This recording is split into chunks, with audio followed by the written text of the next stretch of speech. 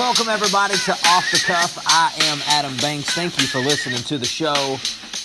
I just got back from a weekend camping trip with my friends for Moorhead. It was a good time, and the reason I have such a good time is because I don't really get to see my Moorhead friends all that much anymore. And the friends that I made at Moorhead were some of the best friends that I ever made. So whenever we can get some time to get together, hang out, it's always fun. And we always go on this annual camping trip. And the camping trip that we go on, it's real camping. You have to set up tents. You have to have a sleeping bag. You have to bring food with you. There's no electricity. There's no cell phone service.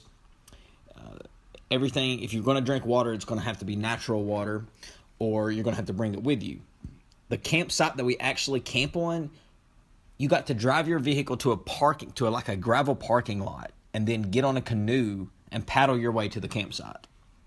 So the camping that we do is real fun. We had a good time, a real good time. And I've done episodes on Off the Cuff before talking about me getting back from my camping trip. I'm not the most outdoors-y person, but I do love being outdoors. It's kind of cool just to, drop off the grid for a little while with no cell phone service. When you can go a couple days without no cell phone service, it really opens your eyes up to a lot of different things, because we focus so much on our phones. Our minds are on our phones. It's almost like our phones has this certain type of energy that draws us to our phones when it's around us. We're tempted to look at it. We're tempted to go through it. When you know you don't have any service and there's no point to even have your phone, you forget about it and you get used to it. It takes about 1 or 2 days to get past not having the phone, but once you're past it, it really doesn't bother you anymore. So, got off the grid for a couple days, went camping, had a good time with my friends. Look forward to doing it again. Last week, Nellie did her final broadcast as the official co-host of Off the Cuff. So this is the first episode that I am doing this podcast without a co-host. And it's very strange and it's weird. And I'm going to sound a little down in this episode because I am down. I lost somebody who I've been here with since the beginning. And it just feels different. I look over at where Nellie normally sits. Right now I'm looking at where Nellie normally sits and she's not there. And I don't like it. I don't like it at all. And when I look at the podcast as a whole, I noticed that when I put the podcast on iTunes, you have to select a category for it to go under. I selected comedy because Off the Cuff started out as pure comedy, because Nellie and I would talk about so many funny things. And when you have two people like Nellie and I bantering back and forth with each other, you're bound to get some comedy in there. And when you go back and listen to the earlier episodes of Off the Cuff, they're all funny. They just have comedic magic to it. And that's what we created together, was just a good time. And people loved it. People laughed at it.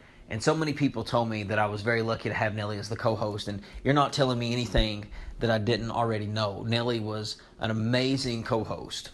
And it was hard to really accept the fact that she was leaving when she first told me. When she told me that she was leaving, I didn't like the news at all. I didn't. I tried everything in the world to get her to stay, but she made up her mind that that's what she was going to do. She was going to move to be closer with her daughter and her granddaughter and her son-in-law. And I just told her that the door is always open if she ever wants to come back. If Nellie ever wants to return and be the co-host of Off the Cuff, she's absolutely welcome to do that, because I just couldn't imagine turning her down. Something that I am is loyal. I'm a loyal person. I'm a loyal friend. And I like to think that Nellie knows that if she ever wanted to come back, she can. So Nellie, even though you'd never listened to the show unless you were on it, if you for some reason are listening now, you're welcome back. You are welcome back to the show. I want to do an NBA podcast today to talk about round 2 of the NBA playoffs. I've heard mixed emotions, mixed reviews of how the playoffs have been going. Some people say it's been interesting. Some people say it's been boring. I'm indifferent. I think that the playoffs have, it's kind of been wishy-washy as far as good and bad. LeBron James is complete domination. The Cleveland Cavaliers are undefeated going into round 3. They swept Toronto. They swept the Pacers. LeBron James has had a long peak. He's still in his peak, still at the top of his game, because LeBron James right now is playing some of the best basketball that he has ever played. And it's amazing and absurd to me that he is not even being considered as the MVP, because the MVP is the most valuable player, the best player. That is clearly LeBron James. LeBron, is 34, 33, a complete phenom, still at the top of his game. I think that Cleveland Cavaliers could, without a doubt, win another world title. And LeBron James, if he wins a 4th title, he is going to be in the conversation as being the greatest of all time. Now, I am a Michael Jordan fan through and through, and I still think that Michael is the greatest player to ever play the game of basketball. He just is such an iconic figure. And if you just look at Jordan, the basketball player, take away his brand, take away the iconic images of Jordan and his logo and his shoes and his name and his legacy and the movies that he was in, you take all that away and you just put Jordan talent, you still have magic. You still have magnificent talent exuberating from that man. The way he would just play basketball, it was like he would just float in the air. He flew, hence the name Air Jordan. The way he would just move on the court, the way he would maneuver around players, his IQ of basketball was just so unreal. And LeBron is the second best player. I mean, you got an absolute beast out there on the court who can do everything distinguishedly. Pass the ball, rebound the ball, shoot the ball. He makes everybody around him better. But I do think that Michael Jordan is just a slight bit better than LeBron. But I could do a whole podcast on who's better, LeBron versus Jordan. But LeBron right now is playing the best basketball that I've seen him play in a long time, because he is sweeping these teams. And not only is he sweeping these teams, but he's doing it by a good margin. And LeBron, if he gets a 4th one, I mean, that speaks volumes. That speaks volumes. That means that this right now is his 6th playoff. And if he wins 4 out of 6, I mean, wow. He's got to be in the conversation as the greatest. And I can see why people would say he was the greatest. I don't think you're an idiot. I don't think you're a fool for saying that LeBron James is the greatest. I laugh at people when they hear me say Michael Jordan is the greatest, and they say I'm dumb for saying that, or they say I don't know sports, or I don't know basketball. Either one that you pick, eeny, meeny, miny, mo, Jordan or LeBron, that is not a stupid decision. That is not a stupid choice, an ignorant player to choose. You're not ignorant for choosing either one. They're both very talented basketball players. But I think LeBron and Cleveland are going to make it all the way to the NBA Finals. And I just think that the whole Finals is going to be worth it, because we're going to see Golden State playing with them. And think about that series, Golden State versus Cleveland Cavaliers. That is going to be a high-rated game. That is going to be a game that people are going to want to watch. Curry versus LeBron. If Curry wins another championship, what does that say about him? 2 titles. Kevin Durant's first. I don't want to see Golden State win a championship, because Kevin Durant just gets on my nerves. He left Russell Westbrook and the Thunder. He left a good situation and went to Golden State because he thought that Curry could do it better than what Russ could do it. And, I mean, look, the Thunder went out. Golden State obviously is still in. So did Durant make a smart decision? Could the Warriors have made it to this point without Kevin Durant? I don't know. Up to this point, pure speculation. I think they probably would be up to this situation, but I don't know if they could make it all the way to the finals because the Spurs are going to give them a run for their money. The San Antonio Spurs, man, you got to watch out for them when it comes to the playoffs. You know, Greg Popovich, one of the greatest coaches in the history of the game of basketball, one of the greatest coaches of all time in the NBA, is now about to win another conference, or is now competing for another conference final. Greg Popovich is a guy you really got to watch out for. I mean, as far as jerking the rug out from under you. The Warriors got to be careful. And I think that that's going to be a really interesting series because if there is a team that could beat the Warriors, if not the Cleveland Cavaliers, it is the San Antonio Spurs. But it's going to be very interesting to see how all that plays out. Also want to talk about the NBA draft lottery. I got a chance to watch a little bit of that. I think that the Boston Celtics, seeing is that they received the number 1 pick, they're going to be so good. If they don't mess it up and they make the right decision, they are going to be such a good franchise. The Los Angeles Lakers got the 2nd pick. Magic Johnson seemed very pleased with that. I think the 2nd pick is always a good pick if there's not a defiant, dominant number 1 pick. Because that's the only time you really want the number 1 pick, is when there's just a player that everyone knows without a doubt that this player should be number 1. I'm talking people like John Wall, people like Shaquille O'Neal, people like LeBron James. You know that players like that coming out of high school in the past or coming off of their freshman year of college are going to be the number 1 picks. That's the only time the number 1 pick is really the best pick to have.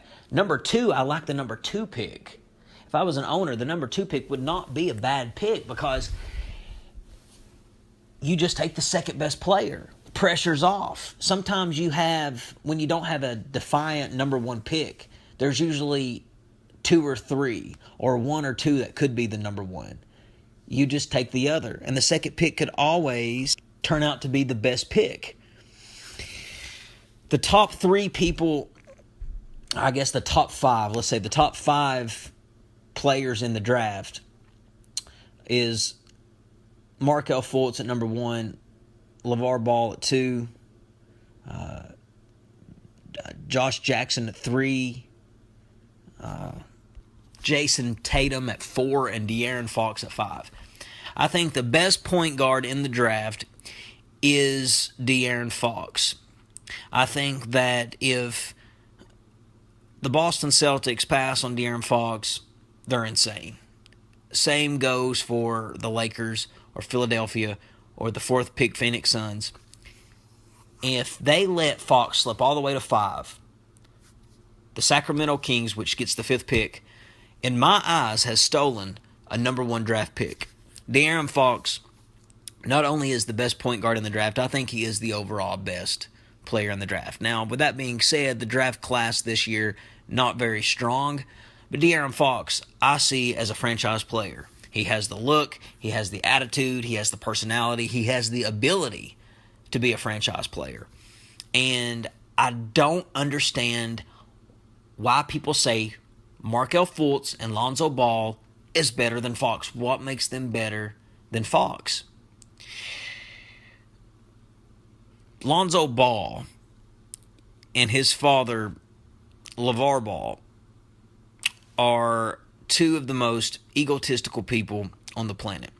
Now, I say that because really LeVar Ball, the father of Lonzo, LeVar is very much into himself. I think he loves his son, but I also think he exploits his son. I think he uses his son for his own business ventures. He wants to be famous. He wants to be rich. He wants to be just this famous marketer. And he's using his son to do it. He's very much like Kris Kardashian of the Kardashian Empire. He wants to build an empire using his family, his sons. How Kris Jenner used her daughters, Lonzo Ball wants to use his sons. Don't be surprised if you don't see LeVar Ball and his family getting a reality show. Because that man, if I can say one thing about him, that's a compliment. He is a hustler. And he does go after things that he wants very aggressively. And I think that he is going to, at all costs, pursue any type of business venture that's going to bring him money and fame. And a reality show helps 9 times out of 10. It brings so much attention to your name, and it helps build your brand, and that's what he wants. So I predict a reality show for the Ball family in the future. I do think that wherever Lonzo Ball ends up, whether it's in LA, whether it's in Phoenix, Boston, Orlando, Philadelphia, wherever he ends up, I think that LeVar Ball is going to really push the Big Baller brand. Now, how well do I think those shoes are going to sell? $550, $600? I don't know. It's ridiculous. I don't see it lasting very long. But I do think it's going to have a fad. I do think some people are going to buy it because it's going to be a shoe that is well known, overpriced, and people who wear them are obviously going to be people who dropped a lot of money on it. So people who are into being bougie and acting like they have a lot of money might be into buying those shoes. But LeVar wants Lonzo to go to Los Angeles so bad because he knows that LA is the land of dreams. It's the place where you go to become famous and be a marketer. And he can multiply his empire that he wants to build in LA. And he knows that. And he can do that better in LA than anywhere else. So I wonder if he doesn't go to LA, how LeVar Ball is going to act. If Lonzo does not get drafted by the Lakers, and I think that is a very good possibility, because do not think that Magic Johnson is a stupid man who's just a baller who knew how to ball out. That man is a brilliant businessman. He's made himself a multimillionaire and has built a billion-dollar company off of his business sense. So Magic is not a stupid man. I think as the owner of the Lakers, I think that with his business sense and also his ability to scout talent and his knowledge of the game, I think that Magic will not make a bad decision on the second pick. I think that whoever Magic picks, I think you should trust. Whether it's who I say or not, I think you should trust Magic Johnson as far as who to pick. Because I think that man knows business and knows basketball. And that makes the perfect owner. So with that being said, I don't think that he will necessarily pick Lonzo Ball. I could very much see De'Aaron Fox being an LA Laker. I've heard through the grapevine that De'Aaron has tried out for the Los Angeles Lakers specifically because Magic Johnson wanted to see him. I think it's between Fox and Lonzo Ball. Now, we've seen Lonzo and Fox go at it one-on-one. Fox kills him every single time. They've done it. They've played each other twice. Fox worked him on the court twice. So, if they have a head-to-head during a Laker tryout, Fox is going to do it again. So, it's really going to be funny to see how LeVar Ball acts if De'Aaron Fox's Kentucky's De'Aaron Fox goes to the Lakers. It will be hilarious to see how that turns out. Boston Celtics. Now, if they choose Markelle Fultz, I'm not saying it's a bad pick. I'm not saying that they're getting a bad player. I just think they could have a better pick / player if they go with De'Aaron Fox. He's just clearly the better player. But Boston's going to be fine because they're well coached by Brad Stevens. I think Brad he's one of the best coaches in the game. And I liked him in college when he was at Butler. and I like him now in the NBA. I just think that he knows what he's doing. And I love seeing coaches get into the game and coach, because a lot of times NBA coaches, they just kind of are there to give pep talks. They don't really get into the game and coach. And Brad Stevens gets in the game and he coaches. And I love that about him. But I think the Boston Celtics are going to be fine either way. This number 1 draft pick is going to help them a lot, because Isaiah Thomas is not going to stay point guard for the Celtics for a long time. He's going to be wanting some moolah here in the next couple months, and because he's getting good and they're not going to be able to afford him. And I think he's just going to want to go somewhere else. And they're going to get rid of him, and they need to bring in somebody promising. I wonder how much influence a coach has in the decision of who they get. I'm sure that when they are discussing, when the owners and the administration is discussing the talent in the team, I'm sure the coach has to be in the meetings, right? I mean, he's with the team every day. He sees them practice. He knows where they are as a team as far as how they play on the court. He should be the main opinion of the meeting. But I wonder how that works. Well, ladies and gentlemen, I want to thank you for listening to the show. This has been Adam Banks doing an NBA podcast over the playoffs. Round 2. We'll be back with more episodes here on Off the Cuff to discuss the NBA and lots more. We'll see you in the next episode.